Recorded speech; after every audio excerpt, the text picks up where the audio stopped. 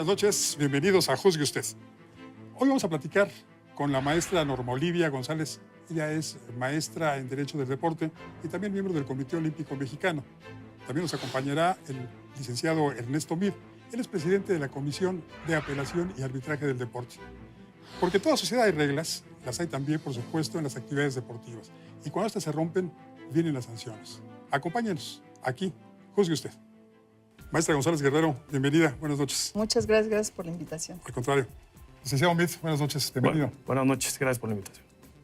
Maestra, todos los deportes se rigen por reglas consensuales.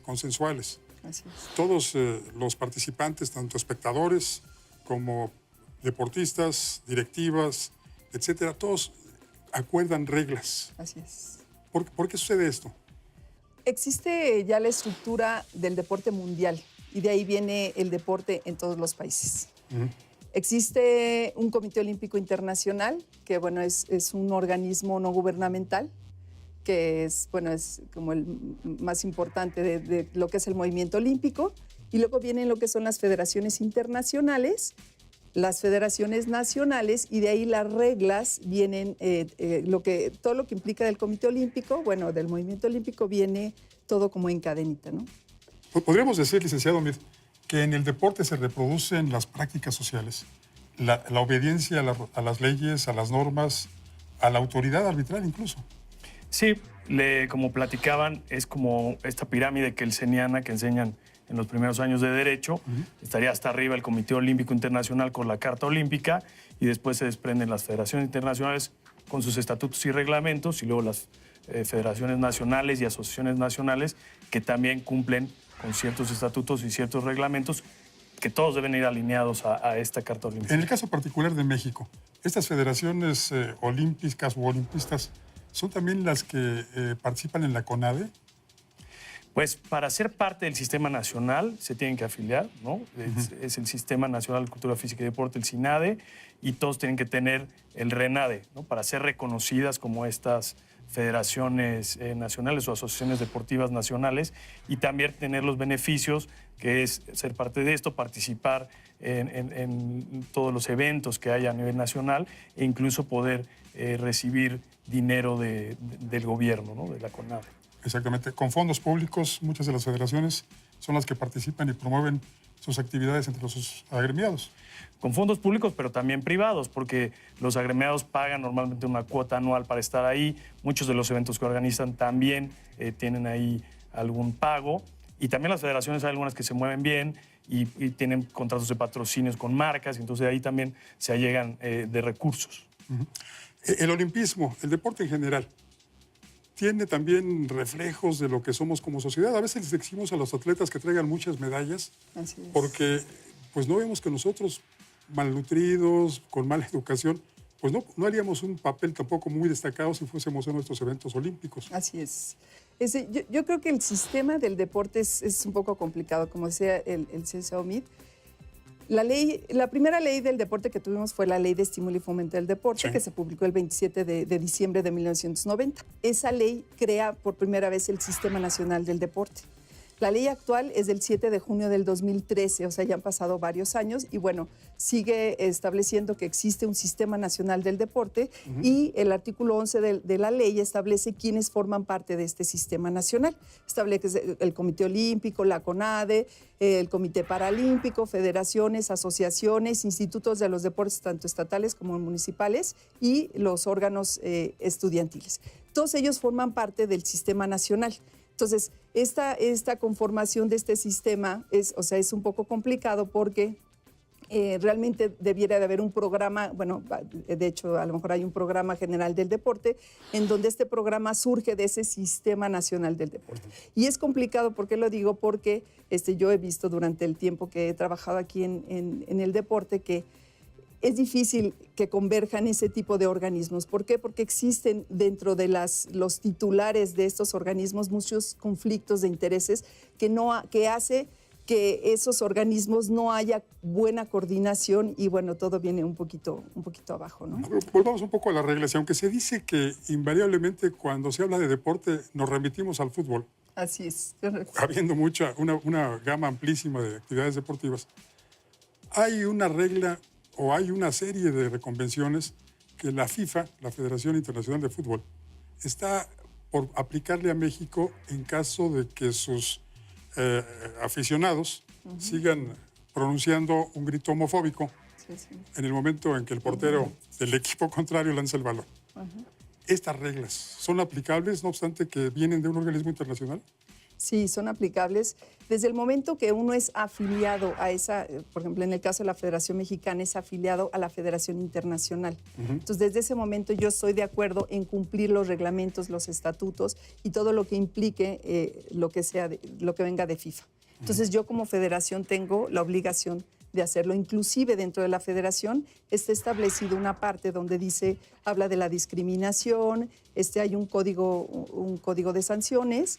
Y bueno, inclusive está quién puede sancionar, que es un comité disciplinario, que es el que sanciona en este tipo de cosas. Pero de que está reglamentado, por supuesto, la FIFA a su vez obliga a que todas las federaciones nacionales de fútbol tengan dentro de sus estatutos, contemplen ese tipo de legislación, la discriminación, la xenofobia y la violencia en el deporte en sí. Que inclusive nuestra ley establece el capítulo de violencia del deporte, ¿no? Esta es una inclusión que se hizo, parece que salió el 9 de mayo del 2014, se incluyó dentro como una modificación de la ley, ¿no?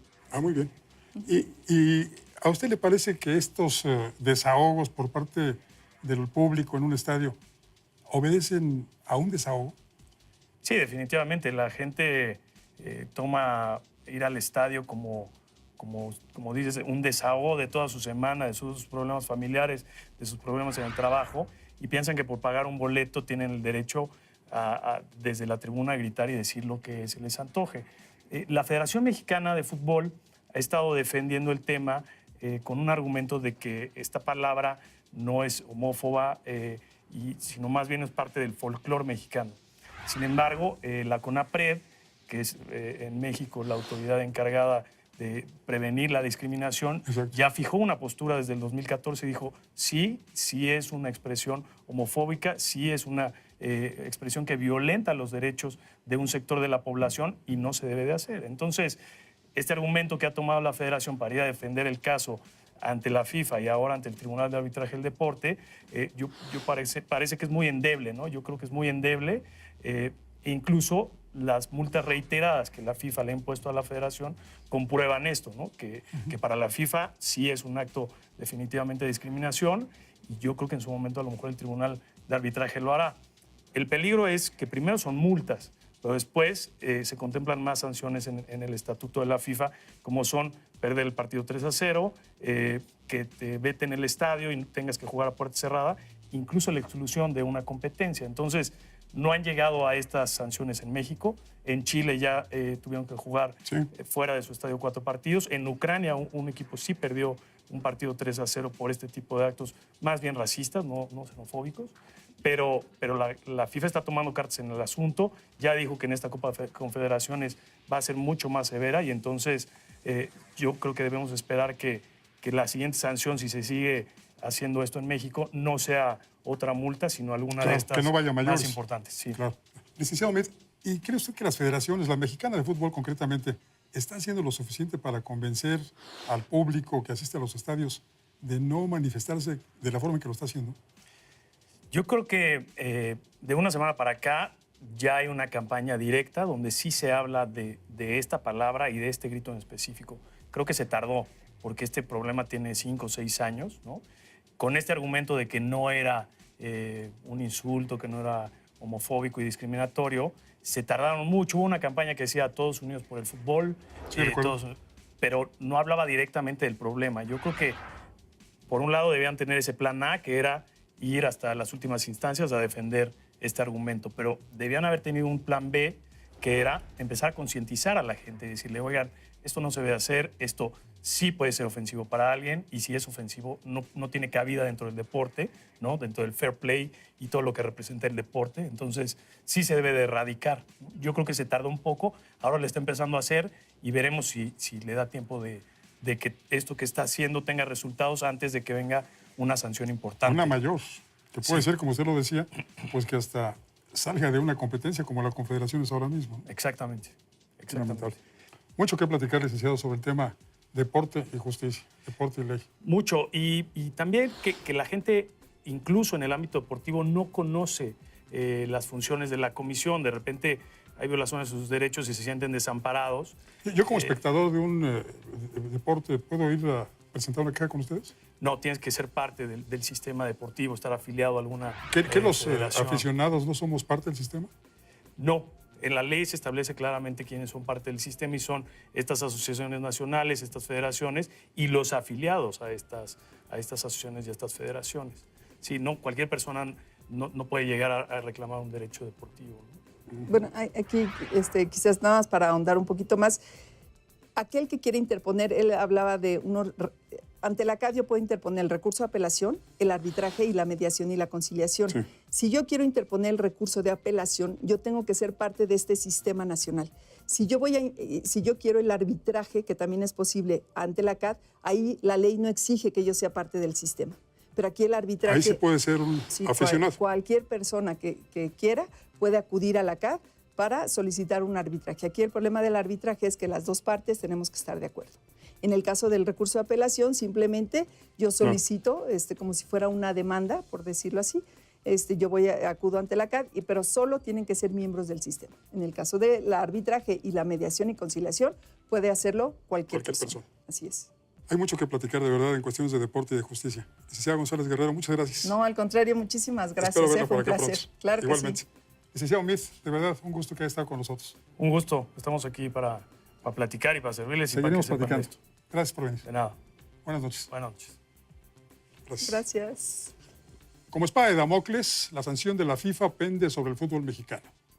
Todo depende del comportamiento de la afición, que estoy seguro lo sabrá hacer, sabrá comportarse. Ya escuchamos aquí a los abogados, ya tiene usted los elementos, así que ahora juzgue usted. Antes de despedirme, permítame reiterarle la invitación a que nos acompañe este sábado, Azteca 13, 11 de la noche, a la segunda parte del documental El Error. Ficción, miedo, debacle. No se lo pierda. Soy Francisco Rodríguez, le agradezco su atención. Lo invito a que nos encontremos aquí la próxima semana. Mientras tanto, le deseo, como siempre, que haya buenas gracias y muchas noches.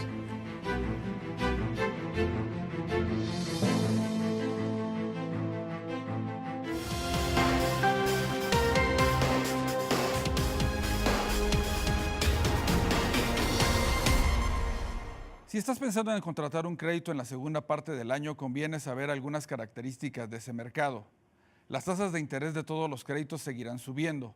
Ningún tipo de crédito se salvará, aunque en el caso de las hipotecas se mantiene la oferta de préstamos a tasa fija, lo que te permitirá planificar pagos. Para tarjetas y créditos personales, las tasas de interés que se cobran van del 7 hasta el 100% anual, por lo que conviene revisar todas las opciones en el mercado y poner atención en la letra chiquita. El crédito, como las medicinas, solo funciona cuando se toma en la dosis adecuada.